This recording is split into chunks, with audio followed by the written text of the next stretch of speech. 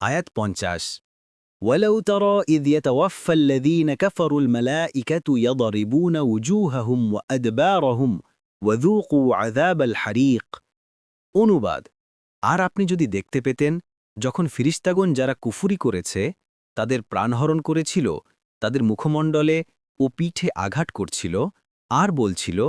তোমরা দহন যন্ত্রণা ভোগ করো আয়াতের তাফসির ১ নং ফুটনোটের বিবরণ আলোচ্য আয়াতে রাসূলুল্লাহ সাল্লাল্লাহু আলাইহি ওয়াসাল্লামকে সম্বোধন করে বলা হয়েছে যে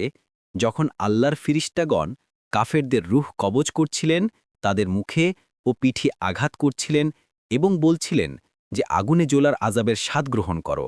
তাফসির ১ নং ফুটনোটের বিবরণ আলোচ্য আয়াতে রাসূলুল্লাহ সাল্লাল্লাহু আলাইহি সাল্লামকে সম্বোধন করে বলা হয়েছে যে যখন আল্লাহর ফেরেশতাগণ কাফেরদের রুকবজ করছিলেন তাদের মুখে ও পিঠে আঘাত করছিলেন এবং বলছিলেন যে আগুনের জ্বলার আযাবের স্বাদ গ্রহণ করো। আপনি যদি সে সময় তাদের অবস্থা দেখতেন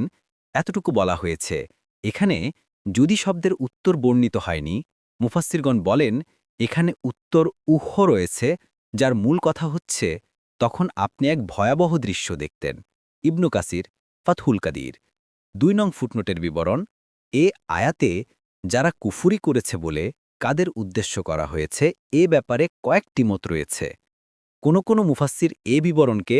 সেই সমস্ত কুরাইশ কাফেরের অবস্থা বলে সাব্যস্ত করেছেন যারা বদর যুদ্ধে মুসলিমদের মোকাবেলায় অবতীর্ণ হয়েছিল এবং আল্লাহ তাআলা মুসলিমদের সাহায্যের জন্য ফিরিস্তা বাহিনী পাঠিয়ে দিয়েছিলেন এই ক্ষেত্রে এর অর্থ হবে এই যে বদর যুদ্ধে যেসব কাফের সর্দার নিহত হয় তাদের মৃত্যুতে ফিরিস্তাদের হাত ছিল তারা তাদেরকে সামনের দিক দিয়ে তাদের মুখে এবং পিছন দিক থেকে তাদের পিঠে আঘাত করে তাদেরকে হত্যা করেছিলেন আর সেই সঙ্গে আখেরাতে জাহান্নামের আযাব সম্পর্কে তাদেরকে সংবাদ দিয়ে দিচ্ছিলেন ইবনু কাসির কোনো মুফাসসিরের মতে এখানে ওই সমস্ত কাফেররাই উদ্দেশ্য যারা বদর যুদ্ধে অংশগ্রহণ করেছিল কিন্তু বদর যুদ্ধে মারা যায়নি সেই হিসেবে এ সমস্ত কাফেরদের মৃত্যুকালে কি হাল অবস্থা হবে তা পূর্ব থেকেই জানিয়ে দিয়ে একদিকে ঈমানদারদেরকে শাস্তি না অপরদিকে কাফেরদেরকে ভীতি প্রদর্শন করা হচ্ছে ফাতহুল কাদির